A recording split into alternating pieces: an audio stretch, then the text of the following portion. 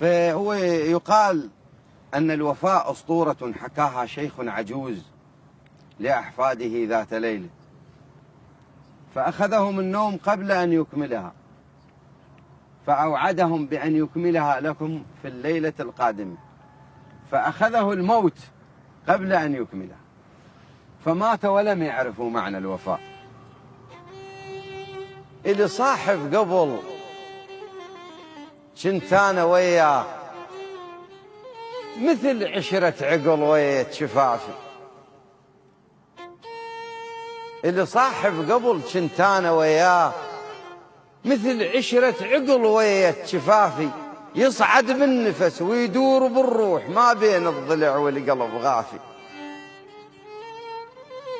جربنا ايش كثر بالشدة والضيق، جربنا ايش كثر بالشدة والضيق، قبل ما ينتخينا اركض لحافي. قالوا للربع عم انت غلطان، قالوا للربع عم انت غلطان، يا معوض صديقك ما يوافي. قلت كلهم دغش ذول اللي يقولون نبع صافي صديقي ويبقى صافي. قالوا للربع عم انت غلطان، يا معوض صديقك ما يوافي. قلت كلهم دغش ذول اللي يقولون نبع صافي صديقي ويبقى صافي. صديقي براي مرة اختلف وياي، صديقي براي مرة اختلف وياي، ما حسيت وبدال التجافي. قلت يومين يرجع شهر شهرين، ما ينكر العشرة القلب صافي. الزعل مثل الورم قالوها عقال، الزعل مثل الورم قالوها عقال، فترة وترجع عليه العوافي. شو طال التجافي وطال الفراق، ولا وتشت سفن على المرافي.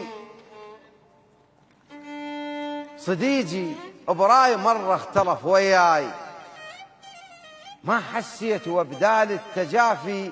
قلت يومين يرجع شهر شهرين، ما ينكر العشرة القلب صافي. الزعل مثل الورم قالوها عقال، فترة وترجع عليه العوافي.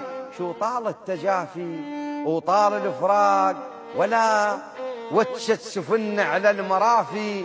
قلت للروح قوم الروح لليوم وقل الغيخ، قلت للروح قوم الروح لليوم وقل الغيخ، اختلافك واختلافي. ولكن يا عسف بالحسرة رديت والعبرة تكسر فوق شافي. قريت الفاتحة للعشرة وياه جقارة ووصلت الحلق المطافي. وإلى كل الحكى وعمانة غلطان، حكيكم صدق واحكيها بقوافي، حكيكم صدق واحكيها بقوافي. الله، وإن شاء الله توصل لك يا قوافي.